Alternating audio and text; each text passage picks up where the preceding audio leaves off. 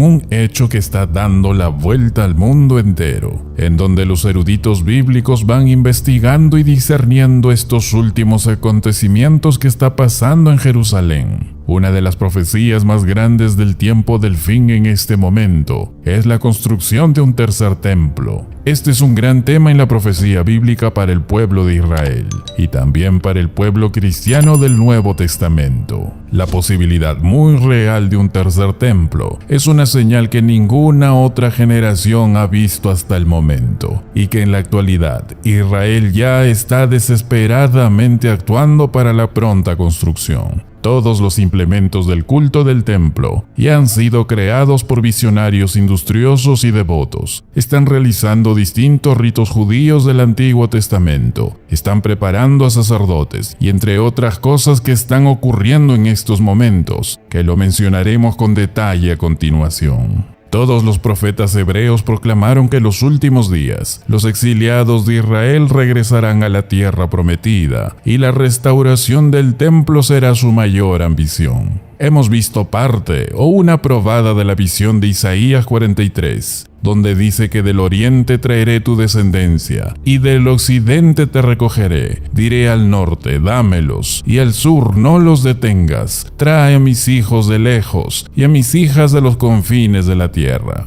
Y mientras se lleva a cabo toda esta actividad llamada Aliyá en el hebreo, los preparativos están en marcha ya para construir el tercer templo. Los activistas del templo comenzaron a realizar recreaciones de los sacrificios de Pesaj, y mes tras mes estuvieron agilizando estas actividades para acelerar la reconstrucción del templo. La noción de revivir los sacrificios del templo se ha percibido en el pasado en Israel como un extremismo que podría incitar a las represalias musulmanas, y de esa forma las autoridades civiles se negaban a otorgar permisos para celebrar tales ceremonias en Jerusalén. Es decir, años atrás la policía prohibía activamente los intentos de traer ovejas a la ciudad para el sacrificio o realizar algunos otros ritos del pueblo de Jerusalén. Sin embargo, esto ha cambiado en estos momentos. Según los informes, la policía y la municipalidad de Jerusalén ahora ven el ensayo de las ceremonias como otro evento público, totalmente aceptable, un evento que quieren que se lleve a cabo. Incluso los principales medios de comunicación de Israel han comenzado a aceptar las actividades de preparación del templo, no como una idea marginal, sino como un aspecto importante de la cultura judía. Y ahora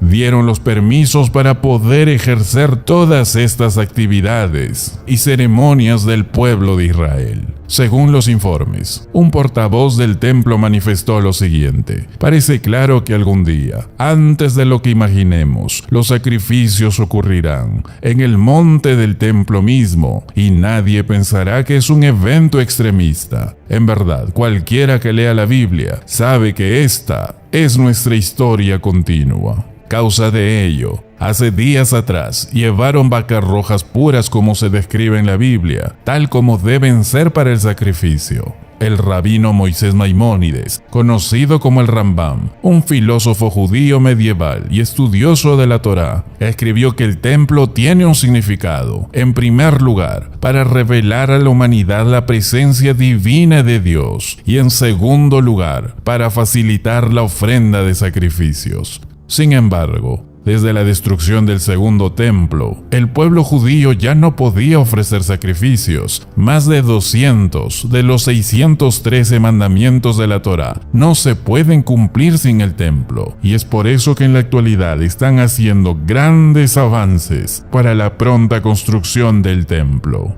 Hay muchas organizaciones israelíes haciendo preparativos a toda velocidad para el tercer templo. Dentro de todas ellas está, por ejemplo, The Temple Institute, que está haciendo mayores esfuerzos para agilizar lo más pronto posible la construcción. Otras organizaciones también tienen planes potencialmente viables y para esto están proponiendo distintas formas de construcción que agilizaría la construcción en el menor tiempo posible con una duración rápida en su edificación. Por ejemplo, un grupo importante de Israel propone armar una carpa estilo tabernáculo en el monte del templo que aceleraría significativamente el escenario de los últimos tiempos, literalmente de la noche a la mañana.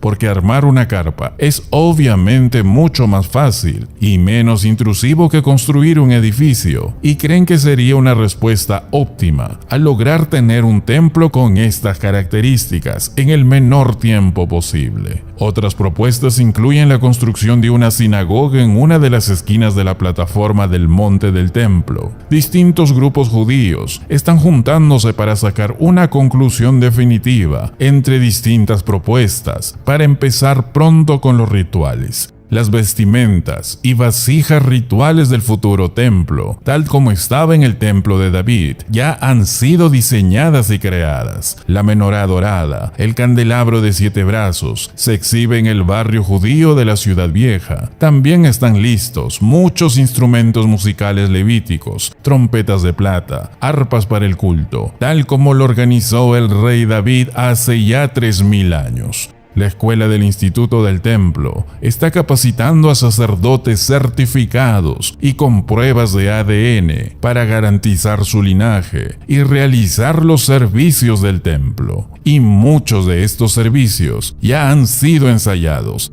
Un elemento final, una novia roja, está siendo criada y otras llegaron días atrás para ser sacrificados en una ceremonia ritual de purificación prescrita por la Torá. Además, se han escrito varios libros que sugieren y justifican que el sitio del templo estaba en la ciudad de David, cerca del manantial de Gijón, y por eso sería oportuno y agradable para todos mover la ubicación de la construcción del templo para evitar de esta forma este conflicto con los musulmanes que atrasó la construcción todos estos siglos. Y así la construcción de un tercer templo en la ciudad de David posiblemente podría comenzar sin demora y presumiblemente evitaría la controversia territorial que rodea al Haram al-Sharif. De hecho, todo está listo ya para un tercer templo. Lo último que faltaría, y está pronto por confirmarse, es la ubicación. Desde la liberación del monte del templo en 1967, los árabes han hecho grandes esfuerzos competitivos para reclamar toda la plataforma de 37 acres, llamándola Noble Santuario. Pero el mensaje de los musulmanes definitivamente ha cambiado con los tiempos.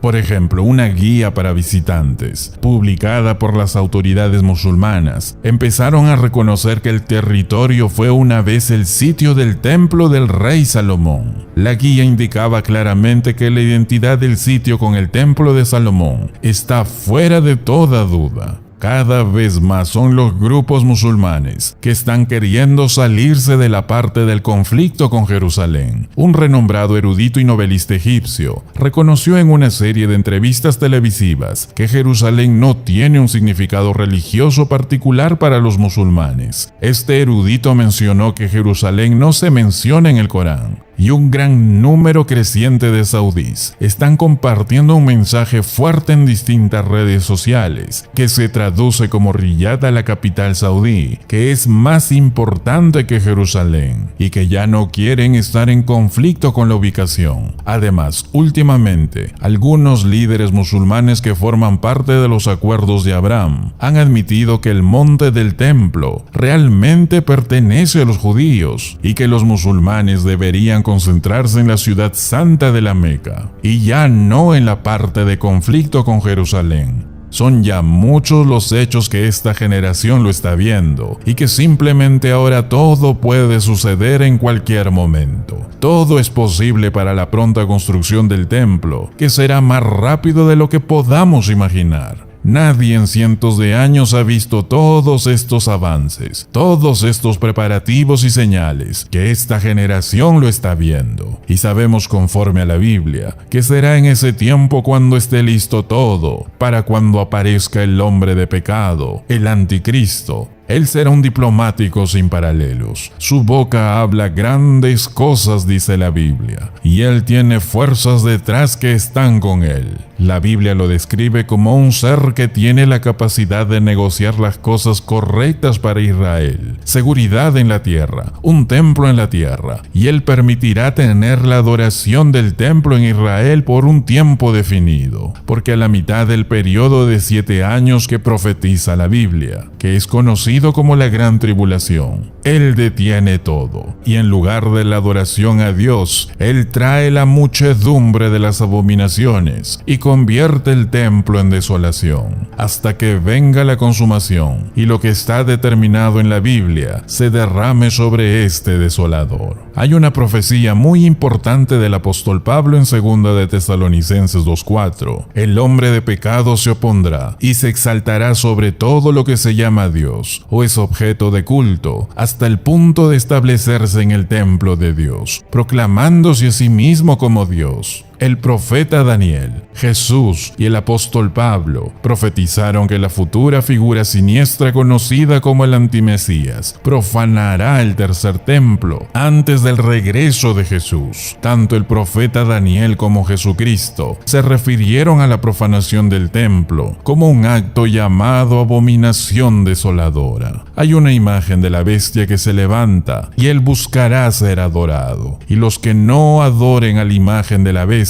serán quitados por él, dice la Biblia. 2 de Tesalonicenses 2 nos dice que él se establece como Dios. Ahora, en este tiempo que tendrá un tratado con Israel, él también permitirá que la iglesia apóstata exista. En Apocalipsis 17, él permite que eso exista en ese tiempo, pero en ese mismo punto a la mitad, sabemos que él va a devorar a Israel, él va a devorar a la iglesia falsa, y no va a haber nada de religión que queda, y al mismo estilo romano, él se establece como la única deidad, y él hace que el lugar entero esté desolado, buscando la adoración de la bestia, hasta que venga la consumación, como dice la Biblia, hasta el final, y lo que está determinado se derrame sobre el desolador. Al final de las 70 semanas, Dios va a terminar la prevaricación y poner fin a los pecados, y Dios destruirá al anticristo y expiar la iniquidad, y después Él va a traer la justicia perdurable. Él sella la visión y la profecía, y unge al Santo de los Santos, implantando el nuevo reino celestial, preparado para los santos. Qué gozo para los cristianos es poder conocer todos estos acontecimientos proféticos, para que cuando pasen, tengamos mayor gozo y esperanza, que se acerca la venida del Rey de Reyes y Señor de Señores, a llevar a sus hijos con Él, y habitar juntos en ese maravilloso reino, bello reino por toda la eternidad. Si tan solo las personas conocieran la palabra de Dios, sus vidas tendrían parte en este reino celestial. Por eso, como cristianos, sigamos perseverando hasta el fin. Sigamos proclamando con denuedo que un Dios grande, fuerte, que vendrá pronto a juzgar a vivos y muertos y establecer su reino con aquellos que esperaron con fe su pronta venida.